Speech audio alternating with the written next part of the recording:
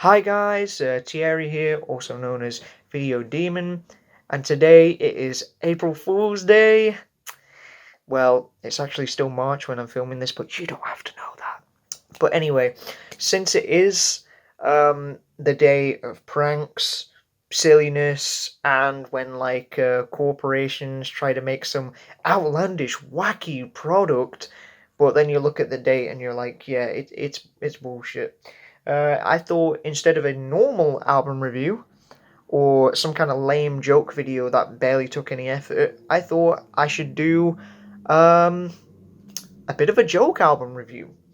So instead of reviewing something good like, say, Incubus Make Yourself or Breaking Benjamin We Are Not Alone, maybe something older like Appetite for Destruction by GNR, I thought I would review a bad album. Yes, I haven't done an overly critical review in a long time, but this album, I have a lot to talk about, and literally made notes for this as well. And I listened to the album twice, to be fair. I put myself through that for you guys to make a good enough review. So, yeah, and I was also slightly inspired by the channel Cactus Malpractice. He does a series called The Worst Albums Ever Made. He's reviewed Metal Machine music by Lou Reed, and he's reviewed Viper and a few others like that. Christian and the Hedgehog Boys, which I was going to review instead, but one, he has done it first, and two, it's basically just Christian just mumbling over existing songs over a tape recorder. There's not really much to say with them, honestly. I mean, So Need a Cute Girl is a classic lolcow song, but the others, they're not really worth talking about, and he did it first. Well, this one, if he ever reviews this someday, I can say, I did it first, mate. So yeah, today we are going to be reviewing Leetstreet Boys' second album released in 2010, Otaku Hearts. And I don't have the CD, and I don't really want to pay money for any Leetstreet merch, so you can just imagine it here. So there you go. But anyway, so why did I choose the second album? Because, well, I thought it was the most interesting. It has some of their most famous, or rather infamous, songs on it. So I thought of all of them, why not just if I'm going to subject myself to some of that music, why not choose the one that has the most meme, lolcow, cringe potential? Might as well. So I chose that one, but they've done 3 albums. Yeah, that's right. They've literally done 3 albums. Yet Atom Ship, Mad at Gravity, The Postal Service have only made 1. Oh, and Revis. But it's the reality we live in. But anyway, so Otaku Hearts. This album is pretty much a love letter, quote unquote love letter to late 2000s, early 2010s, weeaboo, otaku, gamer culture. So you can already imagine how dated this thing is, and we're going to get to it soon. Now, I will say one thing as well before I get into it. Yes, I'm aware I have a Death Note poster. I am a bit of a weeb myself, and this album does kind of has a bit of a charm to it, to that time period, so I don't hate it entirely. But, just know your limits, pretty much. And I just thought this album had a lot of, what would you say? Potential for a funny video. So yeah, before we review the track list, which I've got notes here, by the way, we'll start with who they are. So the Leetstreet Boys was a solo project founded by Matt Myers in 2008. And I googled Matt Myers, and he looks like he's about 45 years old, which is really surprising when you hear the voice and the lyrics of the band is a man who probably is somebody's dad.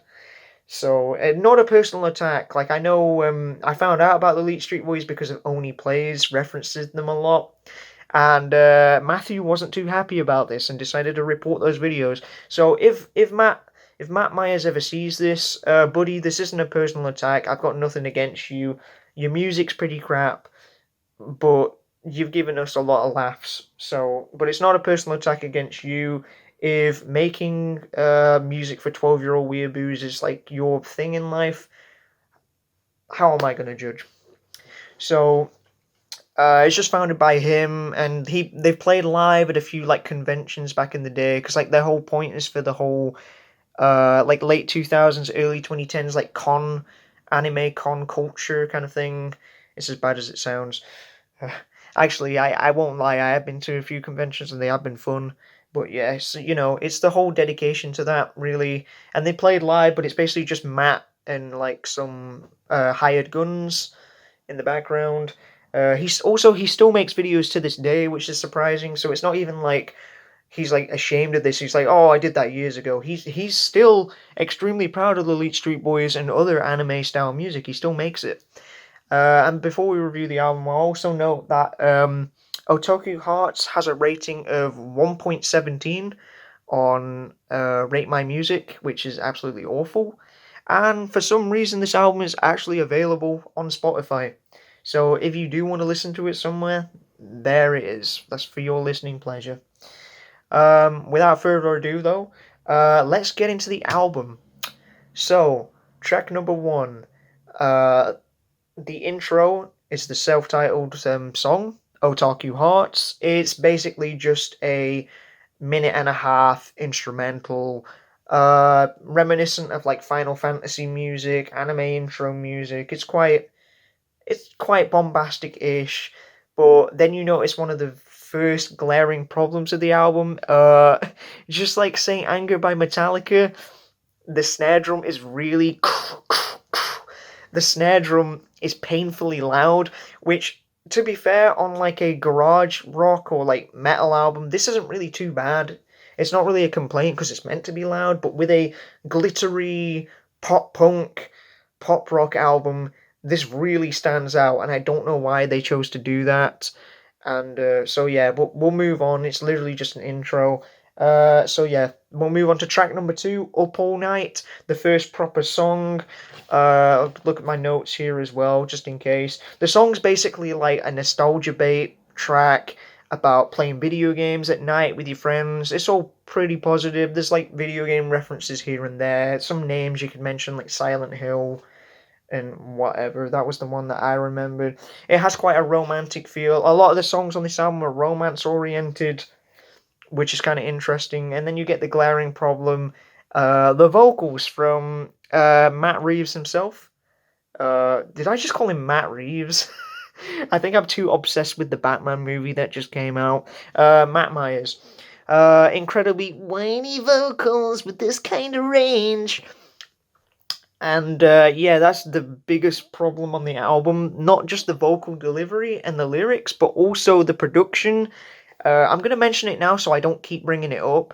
The vocals are incredibly echoey to the point where I had to look up on Google all the lyrics to these songs because the vocal mix was so bad. I literally couldn't understand. He was like, just like mumbling. So I don't know. Maybe he predated mumble rap. But yeah, the lyrics I could barely understand. So I had to look up what they meant. And also, this is a really bad sign because this is the first proper song with vocals on the album, and it sounds like a filler track. I like it's a really bad sign when you're opening your album with filler. And this song is really forgettable. It has slight emotional vibes, but it's just kind of forgettable. So Up All Night isn't very good. I'm not going to rate all the songs, by the way. I'm going to give the album a star rating. I think that'll be better. Track number 3, She's So Kawaii. One of the band's more famous songs, or infamous songs in that matter. It has a music video featuring the virtual band. Leetstreet Boys were touted as one of the first cartoon bands on the internet, even though Gorillaz like predated them like 10 years before and are far better. She's So Kawaii. It's obviously about that girl that you love who's so kawaii, and it's like, she's my destiny. Will she ever notice me as her destiny? And the sad thing is, I'll admit, this song is 100% a guilty pleasure for me for the following reasons. As cringe as it is, the song is very nostalgic to me. I don't know what it is. Like, I should hate the lyrics, you know, like Hello Kitty tank top, bunny ears and rabbit ears, fawning over Zack Fair. Like, yeah, it's cringe, but it just reminds me of like a better, simpler time when I first got into anime and I would watch like Caramel Dancing and stuff like that. So I don't know. The song it gives me kind of nostalgic vibes, as bad as it is. And of course, OneyPlays, our Lord and Saviours, constantly mock this song. So, She's So Kawaii. This is going to sound bad because we're literally at the start. It's probably my favourite song on the album. It's hands down the only one I would listen to on its own of any of these. And that's a really bad sign when we've just started. So that's basically saying it's all downhill from here. But let's move on. Track number 4. Cosplay Girlfriend. Oh, Lord. The band's top song. The Killers has Mr. Brightside. Linkin Park has In the End. Leetstreet Boys has Cosplay Girlfriend. Infamous song. OneyPlays have constantly mocked this song, and it's become a bit of a running gag between me and some of my friends. But is it a good song? No, it isn't. Very pop punk inspired. The whole album is like pop punk.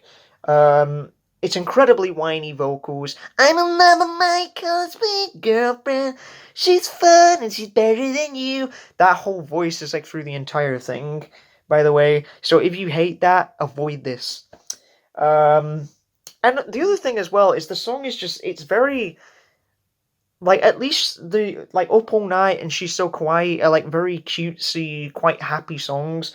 Cosplay Girlfriend is literally about finding a girlfriend to spite your ex. Like, there's constant lyrics like, she's fun and she's better than you, and you're gone, and I've moved on.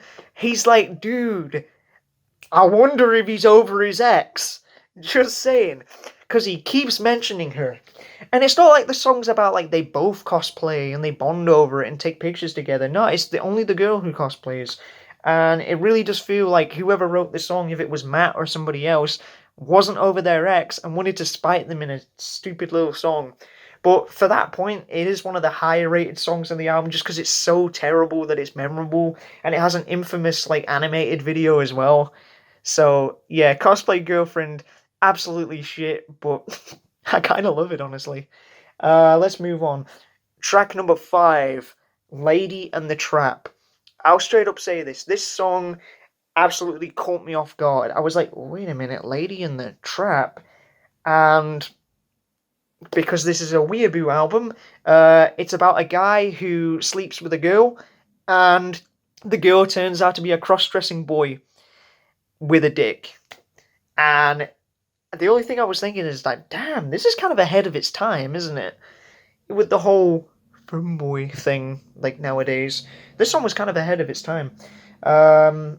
It references Bridget from Guilty Gear, the fighting game series, and it really does sound like a Girl All the Bad Guys Want by Bowling for Soup. It's like almost a rip-off of that song, the same sort of BPM, except Bowling for Soup are actually a good band. Comparing them to the Leetstreet Boys is a bit mean. But yeah, Lady in the Trap is hands down one of the higher rated songs on the album just because it's absolutely ridiculous. And the term trap as well is a slur to many people, so if that offends you as well, like, it's just an example of this really hasn't aged well at all. And it also references, honestly, this should be like a bingo list of just all the dated references from 2010. They referenced Cake is a Lie from Portal, which I've never really found funny. Always thought that was a lame-ass joke. And, yeah, Lady in the Trap is just, wow. And the fact that they reference hentai, despite the fact that Leetstreet Boys' target audience is like 12-year-olds who probably didn't know what it was at the time. I mean, now kids know everything with the internet, but back then, I thought these guys were, like, appropriate for teenagers, yet they reference fucking hentai in the lyrics. Just seems a bit, like, sussy to me. I don't know about you. Number 6 is Expert Mode, filler track. Really nothing to say about this. The vocals are extremely echoey and hard to understand. Then I noticed the fast-paced guitars and then realised that another checklist of the bingo list of, like, gaming and weeb culture references. This song is about Guitar Hero and Rock Band, which were both really big at the time. But other than that, this song isn't really noteworthy at all. It's pretty boring, skippable. Even though the fact that they reference the old 90s Legend of Zelda cartoon, will excuse me, princess, which is the highlight of the song, but let's be honest, nothing to say about that. Right, we're turning the page now. I slowly start to lose my mind at this point. Track number 7, VK Band. No, not VK, the alcopop drink, the alcoholic drink. VK is in visual kai, which is a genre in Japan of just like crazy music and crazy costumes and glam. The song references that a lot. It's literally about wanting to be in a VK band. Like a VK band. Yeah. They also seem to reference like being androgynous and glam or something like that, like looking like you can't tell the gender. It's just about the song's fairly positive though. It's literally about wanting to start a VK band and getting big in Japan. I mean, it's probably like Garugamesh. If anybody gets that reference, then whatever. So yeah, nothing really to say about that except that they reference Vanilla Ice for some reason, as in like that's a positive thing for some reason for them. Track number 8. Let's move on. Track number 8 is Super Saiyan. This is where the album goes to hell. The next few songs are all absolutely terrible, really bad. Super Saiyan, obviously a reference to Dragon Ball Z because that was really popular. The production though, the intro is very nice and glittery. There is like some elements of goodness. Like for example, She's So Kawaii has a really good guitar solo and a really good piano moment. But those parts are really rare, though it's mostly pretty bad. But Super Saiyan, the worst thing about this song is that they pronounce it as Super Saiyan. Yes, I'm not kidding. There's like we're gonna turn Super Saiyan. We're not gonna stop trying. They literally say the word wrong just to rhyme with trying, which is absolutely cardinal sin. You've literally pissed off like 98% of Dragon Ball Z fans, Leetstreet Boys, and the 2% are the ones like me who are laughing at you. I just can't believe it, because it makes me think if like this was a dedication to like anime culture, yet they literally pronounced Super Saiyan wrong. So it makes me think, if this is completely unironic, did he seriously not do any research to find that? But not much to say. The snare drum, like I said, is loud as fuck. It's almost on Saint Anger levels of just bang, bang, bang, bang, bang, bang, levels of loud, and it's really off-putting, out of place. And the song isn't even about turning Super Saiyan. It's literally just your generic, like, we're gonna get powerful, we're gonna beat the bad guys, we're gonna be flying colors. It's pretty shitty. Let's move on. Noobslayer, yep. Let's put another bingo point on the dated references. Remember when noob, Noob, was a popular term? I mean, I did date myself with the Among Us reference before, but still. Yeah, the song's starts off with a bit of an 8-bit synth, which is pretty okay. And it's literally about playing an online first-person shooter, whatever, COD or Battlefield, whatever games, and wanting to win against them. Not really much to say, except the guitar solo in She's So Kawaii, it actually sounds good. The guitar solo in this song is absolute shite. It's literally out of tune, really bad. And I just started laughing when it came up. I was like, no! You had one positive, the guitars, and you couldn't even get that right. But other than that, there's nothing to say. There's some like hand claps as well at points, very pop element there. But other than that, not much to say. We've only got 2 songs left, guys. Woo! And at this part, I was literally like losing my mind. I literally said here, if you can see it, every song sounds the fucking same. And it's true. That's the glaring problem with this album. The songs don't have much variety. They kind of just go by the generic sort of pop punk kind of vibes that you could find in much better bands in the genre and aren't like for weeaboos. So Yeah, that's really is the problem there. But this song is called Miku. Track number 10 is Miku, which is obviously about wanting to be friends with Hatsune Miku. Yeah, friends, which code word for wanting to shag. Like Vocaloid waifu, basically. It's about Hatsune Miku. Vocaloids were like the thing at the time, but for some reason they keep referencing Sora and Riku from Kingdom Hearts, the two characters from that game. I haven't played it, so I haven't got much to say there, but they do that, and they also reference Welcome to the NHK for some reason. You think they would have referenced like more of the Vocaloid characters, but I don't know. Maybe the songwriters aren't just like into things like they don't know anything about Dragon Ball Z and they don't really know anything about Vocaloids except Miku is like iconic. But yeah, this song is shit. I think at the time I wrote this, I said it was the worst song on the album. And honestly, I gave it a re-listen. I think it still is the worst song. But yeah, moving on. I start to lose my sanity with the final track. Track number 11 is Wide-Eyed Princess. This song is the final song. Woo!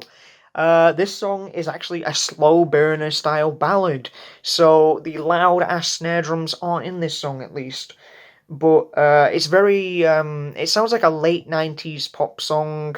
Very much like that kind of like time, like boy band. Which I mean, the Backstreet Boys inspired their name, so it is kind of fitting. It is nice to see something a little bit different than the bland, overdone pop punk songs that they've done, but it's really depressing. This song is like it's like a romance song. It's about wanting to have like that anime wide-eyed princess, like anime style girlfriend, but the song is just very it's very down. It's a very downer, depressing song. It's not very happy. It like makes you feel kind of cold and empty, which is really not the feeling you want to have in like an upbeat pop punk's album about like, anime characters and video games. It just like the lyrics are fine. Well, I say that until I read this lyric here. In the chorus, like it's about like your wide-eyed princess, and he says something like, "I'm just a chibi face zero, chibi face zero." I had no idea what that said. I literally put what on my notes here. I think it's meant to be self-deprecation, like, "Oh, you wouldn't want me. I'm a loser. I'm a nobody. I'm a chibi face zero." I I don't know what to do, how to decipher that. But anyway, and the vocals are really bad. Like the vocal arrangement to the instrumental is really like poorly done in my opinion. And the song is just it's just very feels very depressing despite it being a romance song. It doesn't end the album on a nice note. And that's pretty much it. That was Otaku Hearts by the Leetstreet Boys. And what do I think? This album disappointed me, and I'll say why. You're probably thinking, did I have any expectations in the first place? Yes. When I heard the two songs, She's So Kawaii and Cosplay Girlfriend, how hilariously bad those two songs were, I thought the whole album was kind of going to be really bad and really funny. And you do get some as well, like Lady in the Trap and Super Saiyan, which are like hilariously bad, but they're not good songs at all. And the other songs are just incredibly bland. They're not very catchy. When they all kind of bleed together, basically, they all blend together. They've all got the same sort of pop structure, and there's no reason to really listen to these songs. And it makes me think like, why did the Leetstreet Boys bother to make albums? Like they should have just stuck like the guy who made the project, he should have just done the singles and just put them out on YouTube. But like, it's just mad that they decided to do albums. So to be honest with you, Otaku Hearts kind of disappointed me. I don't really want to bother with like the first one, and the last Leet Street Boys album was called Legends in 2012, but the E's are replaced with threes, of course. But I have heard that they're less bad than this one, but I still have no desire to listen to them. The positives are that some of the instrumentals are nice. There is some like good solos, some good piano work. So the instrumentals aren't entirely terrible, but the vocals, like the whininess of the delivery, the absolute immature lyrics, and just like it really does feel like a bingo game of just like that time period of the late 2000s, early 2010s, just like ticking off every single bad thing that happened, every single like cringe moment from that time, and it's aged really terribly.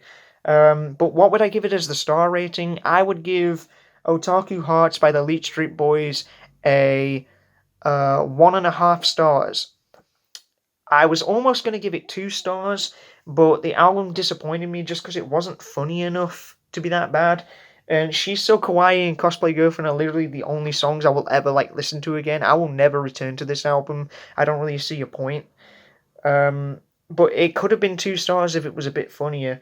But it's also has some positives to it. Like the songs, it's not like they're not like noise like music where it's just like like like a guy screaming over and over. It is actual composed songs. So that's why it hasn't got 1 star or even the dreaded 0 stars. But yeah, I can't give it higher than 1.5 stars. Sorry. So that was my review. I hope you enjoyed it. I hope I educated you to the insanity that was the Leetstreet Boys, or is, because apparently they're still going and they actually still perform live. Probably not due to the pandemic, canceling all of the conventions. But yeah, I hope you've enjoyed this video. You found it entertaining. If you want to listen to the Leetstreet Boys, it's not a recommendation at all. But if you want to have a good laugh, just listen to Cosplay Girlfriend. Don't or She's So Kawaii if you want a good laugh. Don't bother with the other ones. This album is kind of worthless in a way, and maybe the other two are as well. So who knows? Thank you for watching, guys. I hope you've enjoyed this change of pace. I hope nobody has pranked you this April Fool's Day, and who knows, maybe I will do more bad album reviews in the future, so for more funny kind of videos. So that's pretty much it. Thanks for watching, guys, and I'll see you in the next review. Peace.